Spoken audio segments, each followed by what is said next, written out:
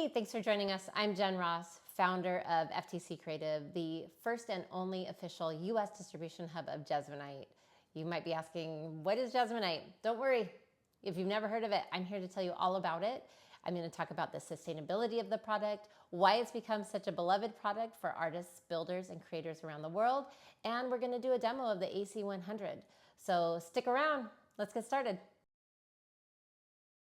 A little bit about me. I am a small business owner and I have an import and wholesale distribution company of poly tarps, much like the blue one you probably have in your garage or on your wood pile. Everybody knows it. They come in a lot of other colors, not just the obnoxious blue.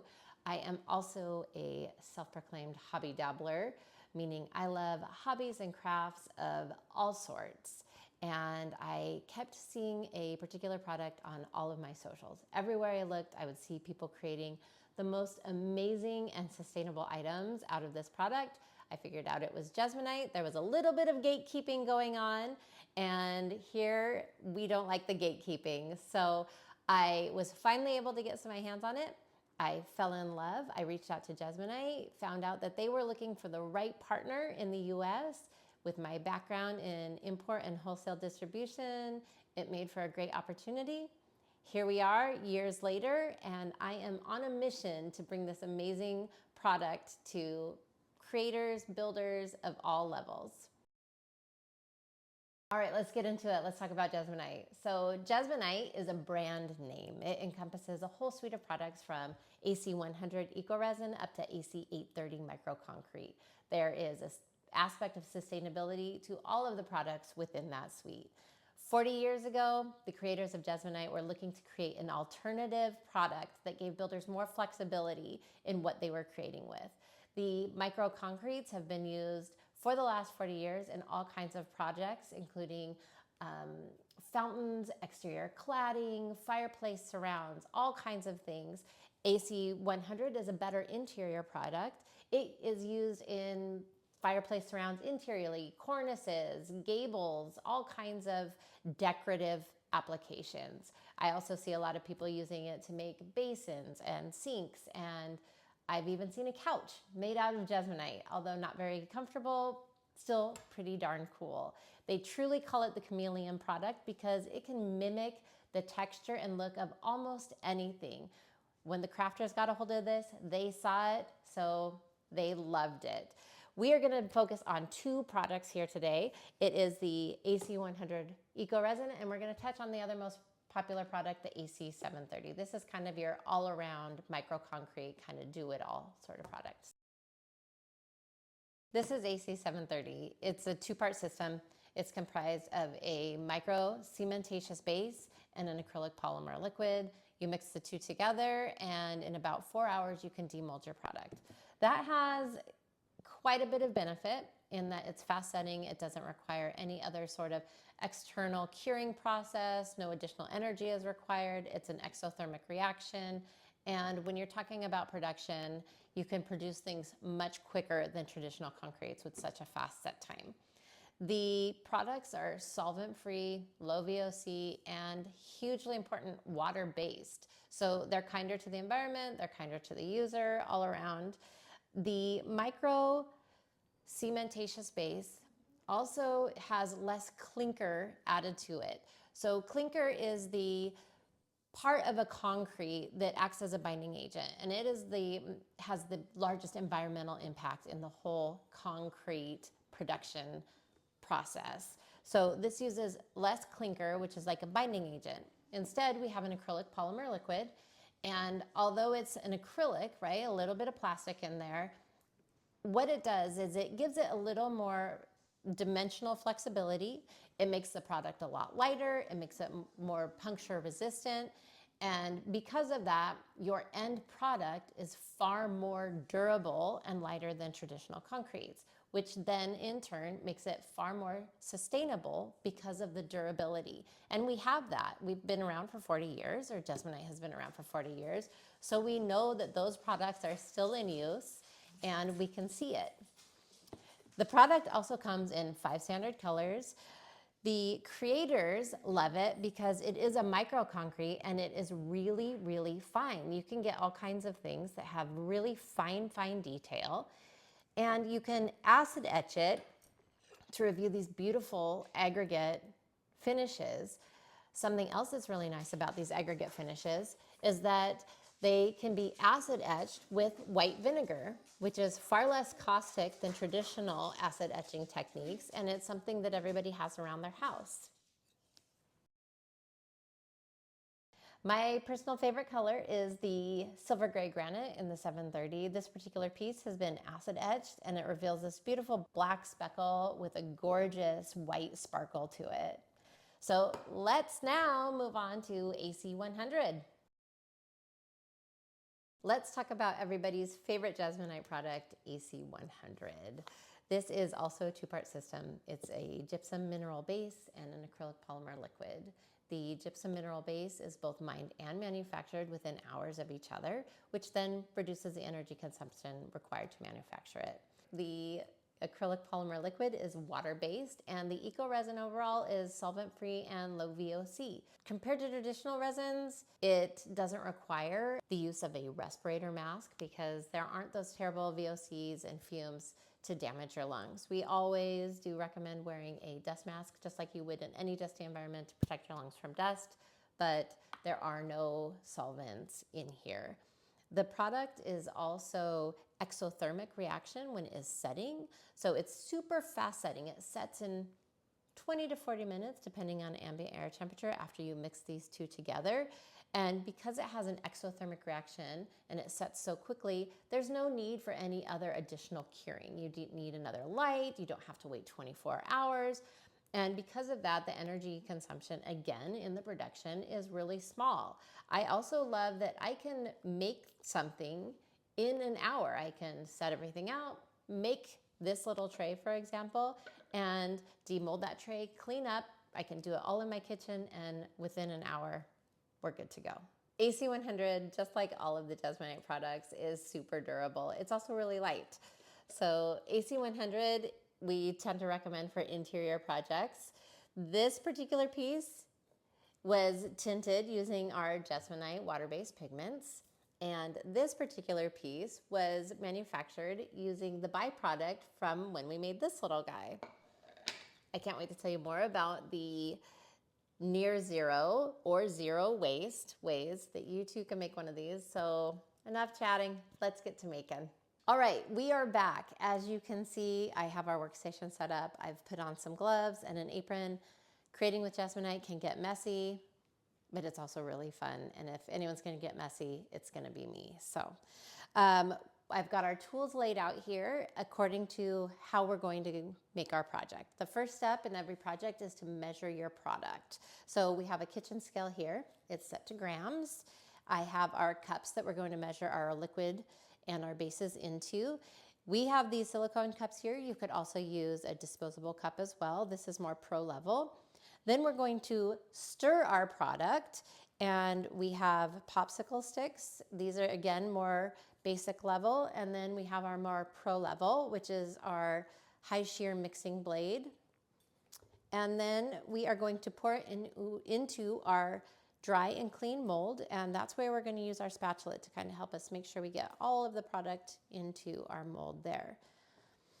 We have our base and our liquid ready to go. We also have our terrazzo here if we were going to create with that, but today we are just going to do a solid color mold and keep it nice and easy, and we've chosen this cutie little wide edge oval tray. All right, the first step is our measuring. So we are going to measure our mineral base and our polymer acrylic liquid into these little guys. One of the main things you got to remember is the ratio. That's the most important part of making sure that your mix is really right on. So this is mixed in a 2.5 to 1 ratio. The instructions are right here. So it's 2.5 grams of base to 1 gram of liquid. This particular mold is a mold that holds, let's see, I got my cheat sheet over here, 250 grams of base, and that's an easy conversion, 100 grams of liquid.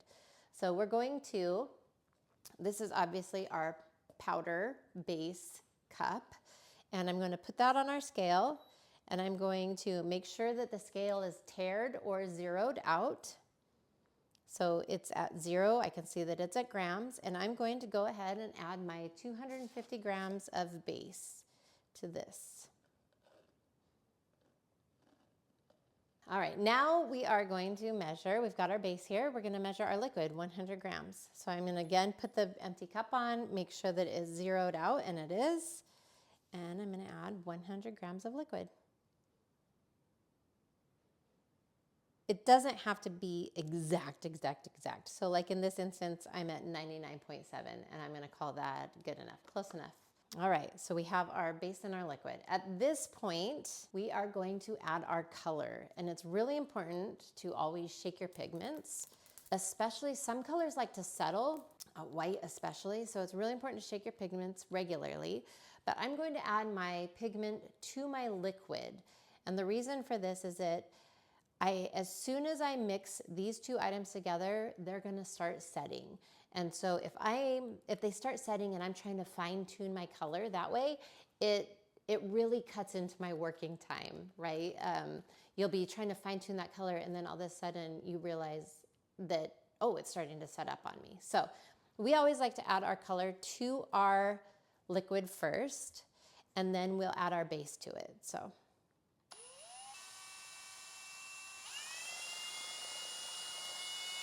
All right, we have our blue mixed in there.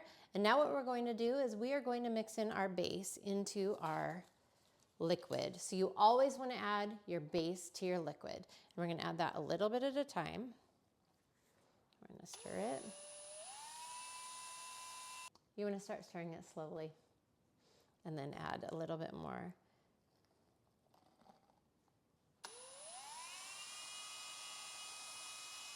And I usually do it kind of in thirds.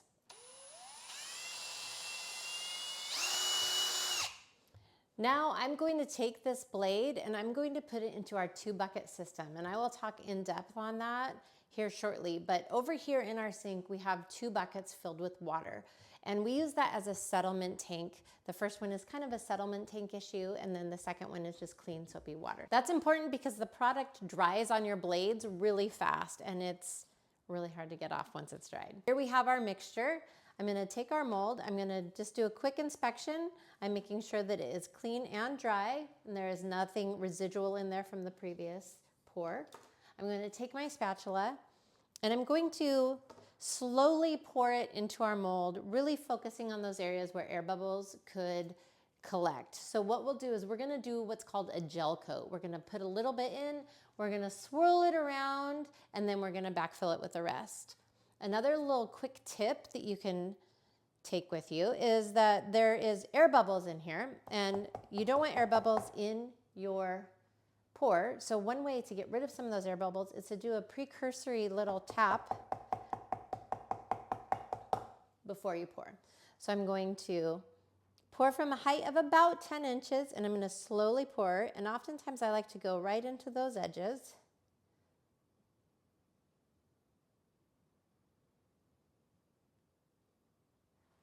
And then I'm going to kind of just swirl that around to kind of minimize the chance of any bubbles. Maybe give it a little bit of a tap there, and then I'm going to go back in and pour the remainder.